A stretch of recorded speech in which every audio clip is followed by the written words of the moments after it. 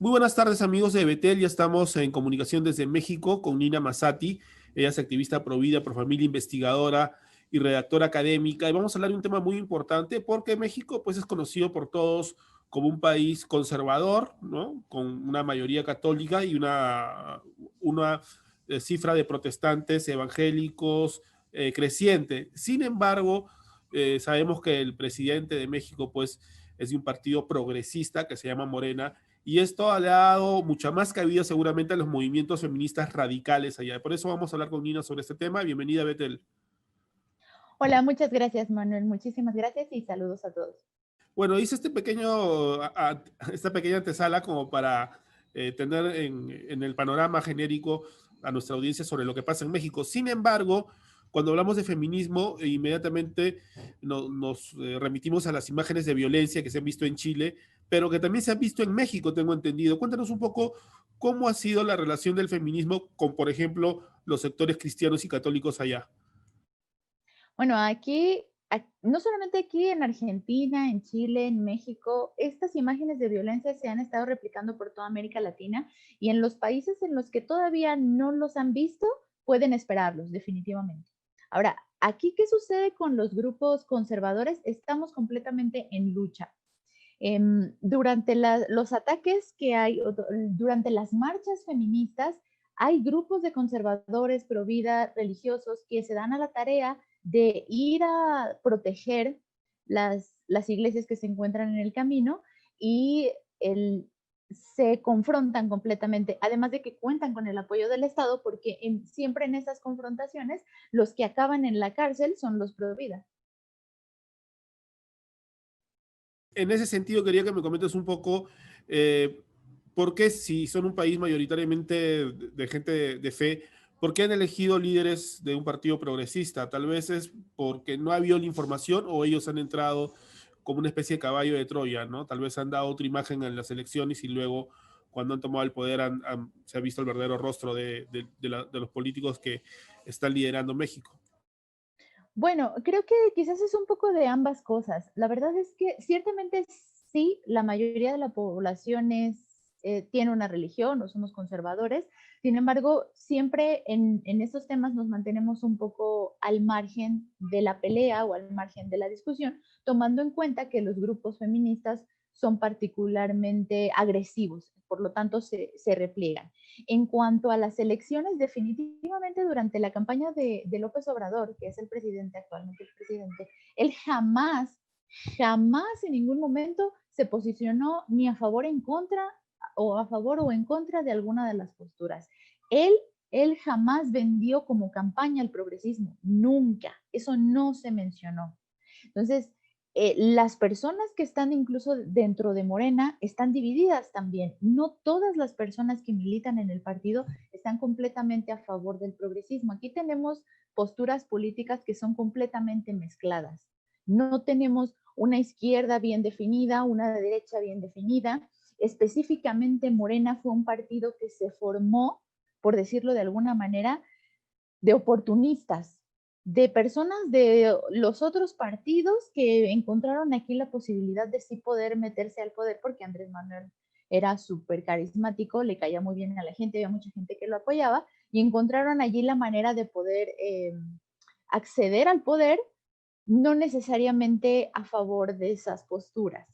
Entonces, yo sí creo que sí pasó, como lo que mencionas, una suerte de caballo de Troya en la que jamás se nos vendió, jamás se nos avisó que nos iban a poner políticas progresistas, que este partido tenía esta ideología y a la mera hora nos estamos enfrentando con todo esto. ¿Y tú crees que es una exageración cuando se habla de feminismo anticristiano o es una realidad? ¿En realidad todas las feministas son anticristianas o hay una facción radical que particularmente tiene un encono contra el cristianismo? Bueno, yo creo que hay mucha gente que dice que hay muchos tipos de feminismo.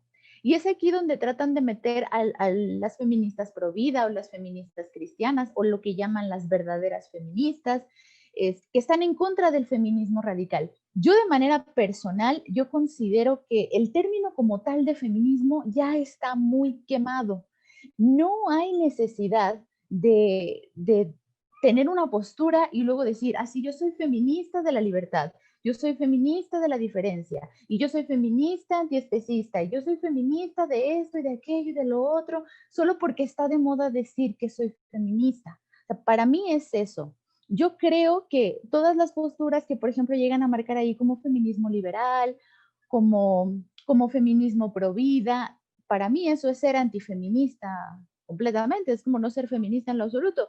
Yo de manera personal me reconozco como antifeminista, no porque sea yo en automático una machista o odie a las mujeres o nada de eso, simplemente porque para mí el término feminismo en la práctica ya representa una cosa muy diferente. Ya no, cuando hablamos de feminismo ya no hablamos de igualdad, ya hablamos de ser radical en sí mismo. Entonces, para mí, el término de feminismo ya hay que dejarlo morir y empezar a ubicar el feminismo actual como lo que es, un feminismo radical. En ese sentido, ¿por qué crees que atacan iglesias, que insultan a pastores, que ofenden a quienes profesan una fe? Es por una cuestión, ¿qué obstáculo ven en el cristianismo, por ejemplo, o en el conservadurismo para sus fines? Bueno, porque definitivamente la iglesia ayuda a transmitir valores y son valores que van en contra de los negocios e intereses que tiene el feminismo. El feminismo como tal es un lobby, es un pequeño grupo que milita políticamente, que está tratando de conseguir sus propios negocios. El aborto no es otra cosa más que un negocio. Y la iglesia y los valores conservadores y los valores familiares se oponen a todos estos negocios.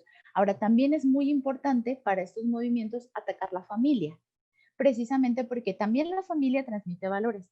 La familia es una herramienta por excelencia para la protección de la propiedad privada, que es un concepto capitalista. Entonces, en una pensadora de feminismo de segunda ola, Alexandra Kollontai, ella es rusa, ella menciona que la falla que tiene el comunismo en Rusia es que no se destruyó la estructura familiar. La estructura familiar se mantuvo y por tanto el comunismo falló. Entonces, lo que tenemos ahora es un fuerte ataque a los valores tradicionales, a la familia, a la iglesia que promueve la familia tradicional para poder tener, o sea, para poder romper la estructura básica de la sociedad y poder hacer con la sociedad lo que quieras, imponer lo que quieras. Correcto. Para ir haciendo algunas conclusiones, ¿qué le podríamos decir a las jóvenes como tú, que nos escuchan no solo en el Perú, sino en toda Latinoamérica y todos los países de habla hispana, respecto a que, bueno, yo creo que hay un punto de quiebre en la juventud, que es cuando empiezan a estar en las universidades o en los centros de estudios superiores, que es donde el feminismo o el progresismo se infiltra básicamente a través de los docentes, ¿no? Los docentes, por lo menos en Perú, en la mayoría de universidades estatales, vienen de una línea marxista, ¿no? Y en Uh -huh. algunas otras universidades también, pues, particulares, vienen de una línea progresista, ¿ya? Y ahí es donde empieza el cambio de chip en muchos jóvenes, ¿no? Que básicamente llegan como un hoja en blanco y ahí les empiezan a poner las ideas del progresismo, del feminismo, y como último fin, eliminar el machismo a través del feminismo, ¿no? ¿Y qué les Uh -huh. podría decir a ellos? ¿Hay alguna forma? Porque tanto en México como en Perú sí hay, pues, culturalmente una posición de que a veces los varones son ciertamente, hasta algún punto han sido formados dominantes, ¿no? Digamos, Uh en el -huh. aspecto de que hay violencia familiar, es algo que existe en nuestros países, y que hay también maltrato psicológico, pero la solución para superar el maltrato en la familia, el maltrato psicológico, es el feminismo, ¿tú crees? ¿El feminismo terminará acabando con el machismo o terminará exacerbándolo más? No, el feminismo para que pueda seguir existiendo necesita que sigan existiendo problemas. De otra manera, el objetivo del feminismo se agota. Así que al feminismo no le conviene que los problemas que tenemos en la sociedad se solucionen. Además de que son soluciones que son imposibles. No podemos evitar completamente que haya muertes de mujeres o que haya violencia. No lo podemos evitar. O sea, eso es una utopía, es imposible. Entonces, de allí de entrada, el feminismo es inútil. Es inútil como concepto, es inútil con objetivos, etcétera. Yo diría que estas ideas no empiezan o no podemos prevenirlas cuando llegan a la universidad. Yo diría, Manuel, que de hecho empiezan mucho antes, desde la familia, desde la educación que recibieron. A mí me costaría quizás mucho trabajo entender o aceptar la idea de un feminismo que dice que todos los hombres son malos cuando yo he tenido un excelente padre que me ha cuidado. A mí eso me costaría mucho trabajo. Entonces yo más bien creo que tenemos una sociedad en la que la familia está débil y al momento de que llegan a estos espacios se encuentra el perfecto caldo de cultivo para que todas estas ideas florezcan. Así que yo diría que lo primero que hay que hacer es fortalecer a la familia, es tener mejores bases familiares para poder llegar a la universidad y decir, bueno, no, yo sé que esto no es así porque yo lo he visto, yo conozco buenos hombres. Entonces a mí no me checa que el feminismo me diga que todos son malos o que todos son violadores. Entonces de entrada allí sería. Yo creo que algo que también ayuda mucho es la responsabilidad. Yo creo que las ideas progresistas tienen mucho éxito en los jóvenes porque nos abren una posibilidad para no hacernos responsables de nuestra vida. Ah, tu pareja te golpeó, no es tu culpa por haber elegido a un patán, es culpa del patriarcado.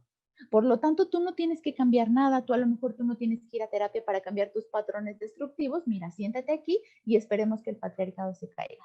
Entonces, esto es lo que hace el progresismo, quitar la responsabilidad de los jóvenes y decir, nada es tu culpa, tú todo te mereces, es culpa de este sistema maldito. Entonces, nos quita la responsabilidad. Yo creo que eso es algo muy importante en fomentar en los jóvenes de hoy en día, la responsabilidad, que todos nuestros actos tienen consecuencias, que no podemos andar por la vida como animales sin pensar en lo que estamos haciendo, sin esperar que nos lleguen las consecuencias de ello. Yo creo que si formamos jóvenes que sean amados en sus familias y responsables de sus acciones, vamos a tener jóvenes que puedan enfrentar el progresismo. ¿no? Y no hay que dejar que el Estado le enseñe a nuestros hijos lo que nosotros no hacemos, ni que se encargue de formarlos, porque ahí perdemos cualquier potestad sobre nuestra problema. Por favor, déjanos los datos de contacto. Sí, pues así como está mi nombre, Nina Massati, así me encuentran en mi página de Facebook, también me encuentran así en Instagram, Nina-Massati, y en Twitter, @nmassati. Correcto, Nina. Muchas gracias por tu tiempo y saludamos y destacamos el trabajo que estás haciendo allá en México a favor de la vida, de la familia y sobre todo revalorando la importancia de las relaciones entre hombres y mujeres, ¿no? Que es algo muy importante y basta ya de la guerra entre hombres y mujeres que Así promueve el es. feminismo. Hasta una próxima oportunidad. Gracias a ti. Gracias. Nos despedimos y los dejamos con más aquí en Betel. Permiso.